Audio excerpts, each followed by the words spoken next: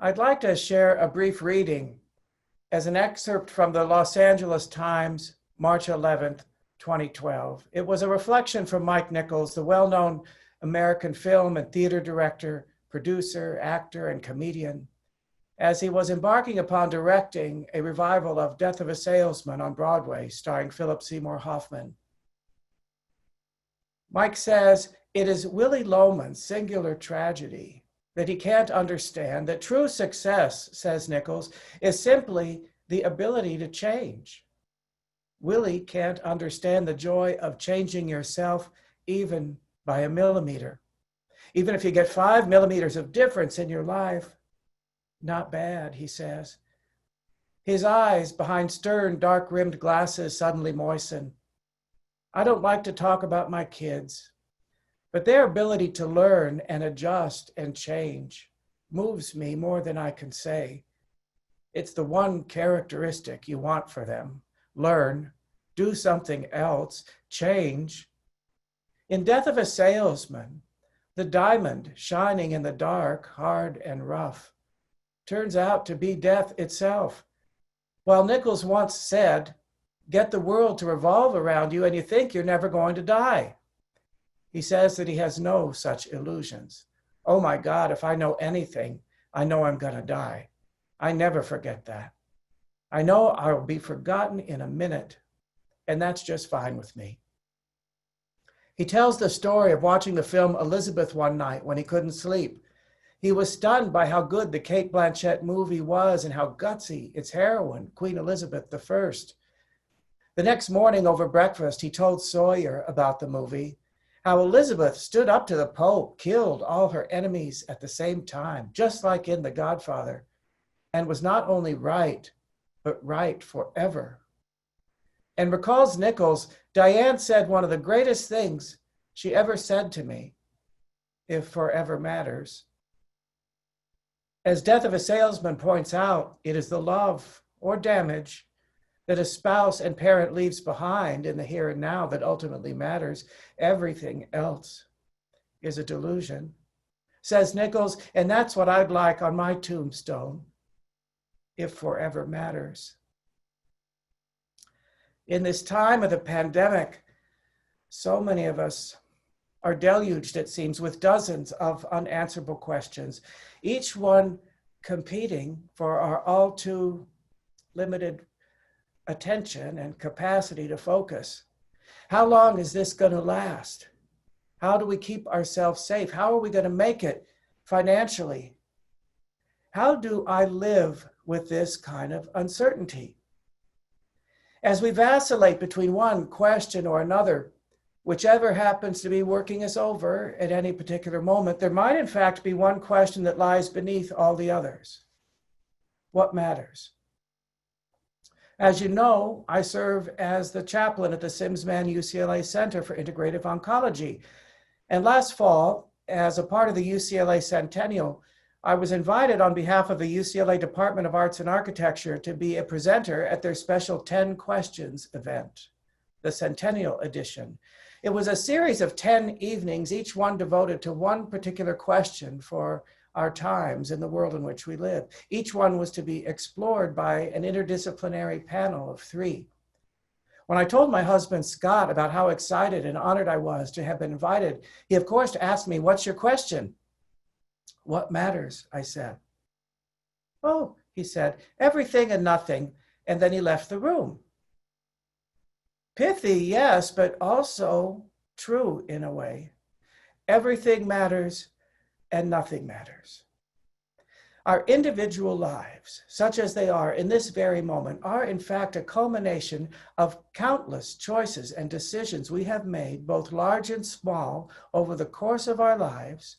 Each one was shaped and informed by our sense of what matters at the time. Do I marry this person or not? Do I pursue this career or not? Do I live in this city or not?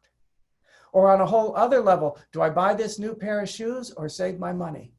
Do I eat that last piece of chocolate cake or let it pass me by? Each decision was a reflection of our sense of what mattered. On a national level, we only have to look as recently as less than a year ago at our national Democratic presidential primary debates to get a cross-section of what matters. Day one of my presidency will be addressing healthcare reform. No, day one for me will be cleaning up the corruption in Washington or dealing with climate change or the catastrophe happening at our southern border. And in the span of really very few months, just look at what has happened. All of that has been trumped, you should pardon the expression, by the pandemic. Does that mean all of those things don't matter anymore? Of course not. It just means that this matters more right now. This has captured our attention. And yet on a whole other scale, do you know what else matters? That you get home safely from your next outing to the supermarket, or that we have enough cat food, that Rupert has been fed, or that I have milk for my oatmeal tomorrow morning. I think ultimately what matters is the thing right in front of us, this very moment. I remember in the early 80s reading a magazine interview with Rosalynn Carter. This would have been not long after she and Jimmy had moved back to their home in Plains, Georgia, after leaving the White House. At the time of the interview, I remember she was busily engaged in laying a new brick pathway up to the front stoop of their house. She commented to the interviewer how astonishing it was to reflect that very few months ago, Jimmy and I were living in the White House, hosting state dinners, Camp David Peace Accord, all of that. And now the most important thing in the world is that this brick is straight. And it matters, she said.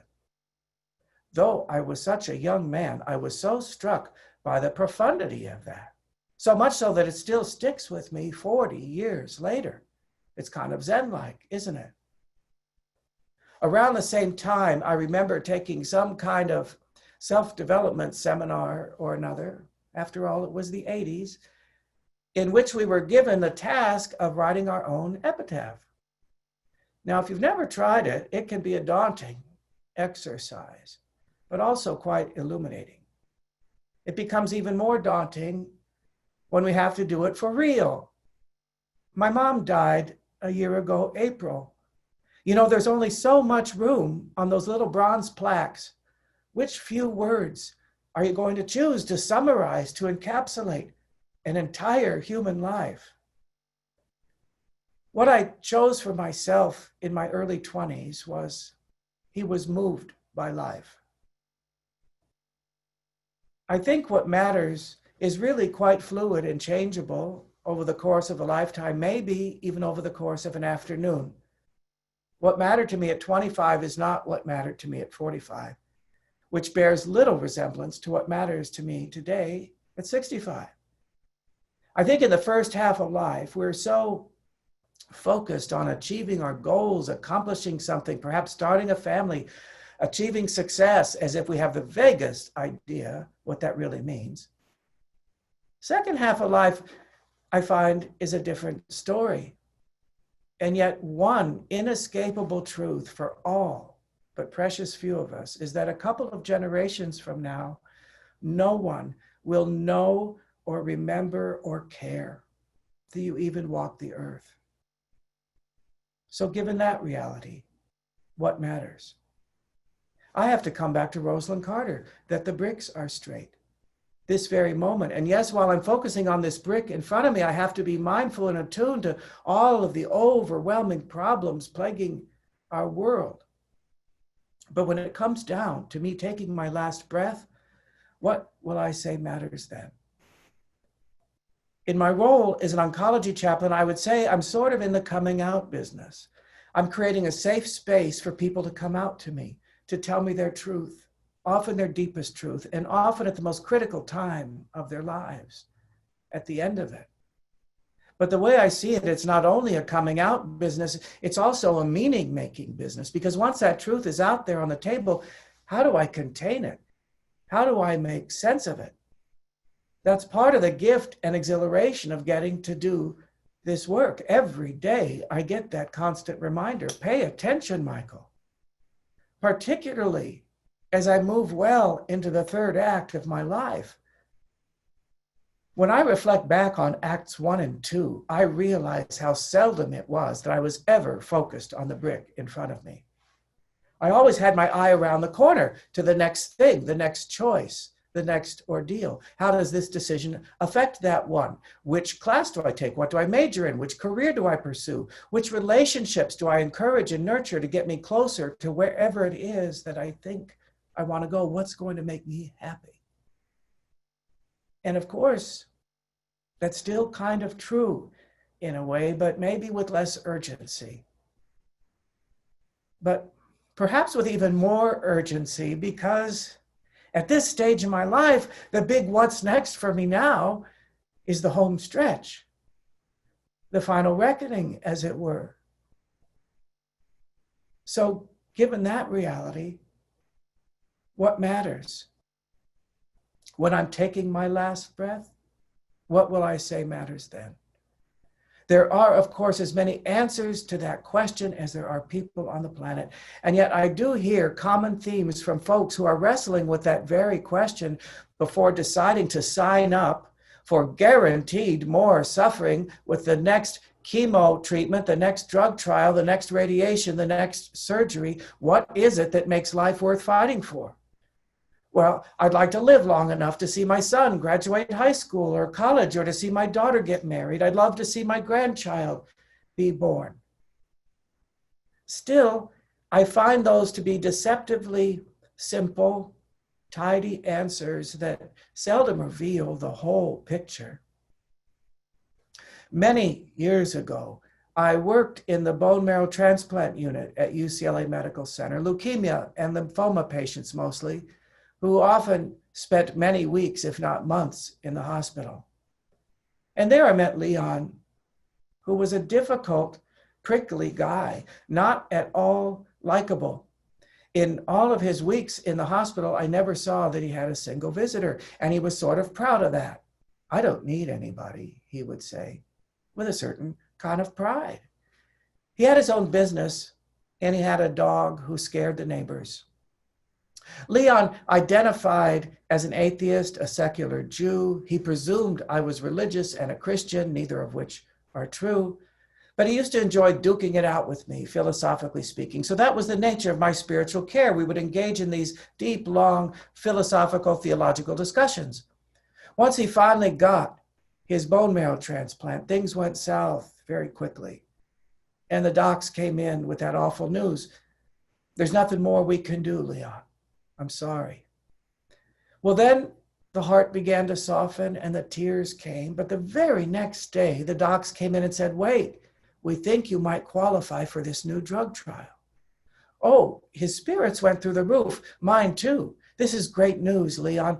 Tell me, what are you going to do with more time if you get it? I eagerly wanted to know. I'd like to finish my invoicing, he said. My heart just sank. In total judgment, I admit, and disappointment. I was not a good chaplain in that moment. I did not ask the next obvious question. Oh, that's interesting. Tell me, why are your invoices so important to you? No, I just sat there in stunned silence. I guess I was hoping he would say, I'd like to walk my dog on the beach one more time. I'd like to see one more beautiful sunset. I'd like to hear Rhapsody in Blue one more time. No, he said, I'd like to finish my invoicing.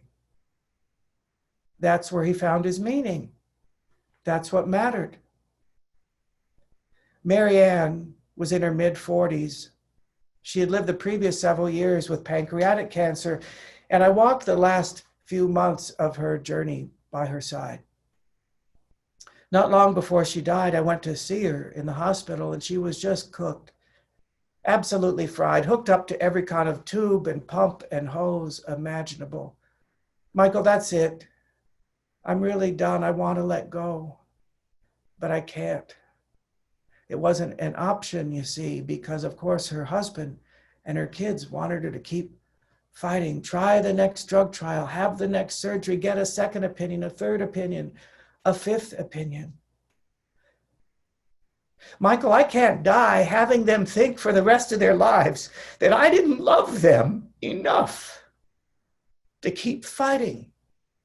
Is that what you think that they will think of me? What would you like, Marianne, if you could call the shots right now? Oh, that's easy, she said. I would disconnect all of this. I'd ask my husband to get in bed with me and hold me and look out that window across the room at that tree across the street. Say, isn't that beautiful? Look at how that one leaf captures the sunlight and flutters in the breeze. Isn't that something? A God moment, she would call it. Over our months of conversation, she had told me about other God moments that she had had, moments that sort of anchored her into life, moments in which not much really happened, in which the stuff and business of life just fell away, leaving space, room for an awareness of this moment, being beautiful and being enough. I'd like one more God moment, she said. I met Evelyn on her first day of chemotherapy after being newly diagnosed with ovarian cancer. She came to see me regularly every couple of weeks for a session over the next 6 years. Though she never wanted to talk about anything, it seemed, of any more consequence than what she and her husband Gene had done the previous weekend. Despite all my efforts and invitation to hold the door open, to talk about the other deeper themes and questions coming down the pike, she never took the bait. I didn't feel like I was doing much of anything, but she always concluded our visits saying, Michael, thank you so much. I always feel so much better just talking to you. I went to see her in the hospital the day before she died. Her husband Gene was there, of course. They had been married just forever. No kids, though, high school sweethearts. The Buddhists believe it's a good idea when one is nearing their own death to be reflecting upon the good memories of the life one was leaving, that it somehow might grease the wheels for the next incarnation. No matter what our beliefs are about such things, it's not a bad idea. So I asked Gene, tell me that story again about how you guys met. I love that story. And he launched into the story, and soon enough, Evelyn was getting a little distressed. She didn't remember. Undaunted, Gene pressed on, oh, sure you do, honey. Remember we went to that football game and we were in the back seat of the car with our friends? No. The memory was gone forever. So Gene changed course. That's okay, honey. Maybe you're just tired. Tell you what, Michael and I will go out in the hall, give you a chance to rest. How about that? No, she said defiantly. I'm not tired. I don't want to rest. I want you both here. I just don't want anybody to talk. I got on one edge of the bed. Gene sat on the other edge of the bed, and we each held a hand. And we just sat there in silence, looking at one another, just holding the space. Absolutely nothing to do. Absolutely nothing to say. Just awareness of love itself beyond words. For the rest of my life, that has imprinted my heart with an image of what truly sacred space looks like. Perhaps what matters most is what's left when everything that we thought had mattered had burnt away. So what matters to me today, in this moment? This conversation matters. Kindness really matters. Friendship, love, of course. Being a witness to one another in our lives as they are. Kinship, communion. I love that word. It's an old-fashioned religious word, but I love the idea and imagery of it, to take in and digest our common humanity, our connection to each other, to nature, to the source of life. That matters. Sure, I'd like to think when I'm breathing my last breath that I'll be able to say I made a difference. I relieved some suffering here and there. I provided some encouragement. That I had a blast. That I saw the world. That I loved hard. But I am not so grandiose as to think it was ever anything more than one conversation at a time, one brick at a time. We go through our lives having countless contacts and engagement with others, maybe a little encouragement here, a little support there. Those contacts may be the farthest reaching impact we have on the planet. They may be our greatest legacy while we're thinking it's all about our noble work or whatever. Joseph Campbell believes it's important to realize the eternal within, to participate with joy in the sorrows of the world. I come back to that again and again as a kind of a mantra, to participate with joy in the sorrows of the world. I don't know. Maybe it just comes down to being moved by life. So be it. Thank you.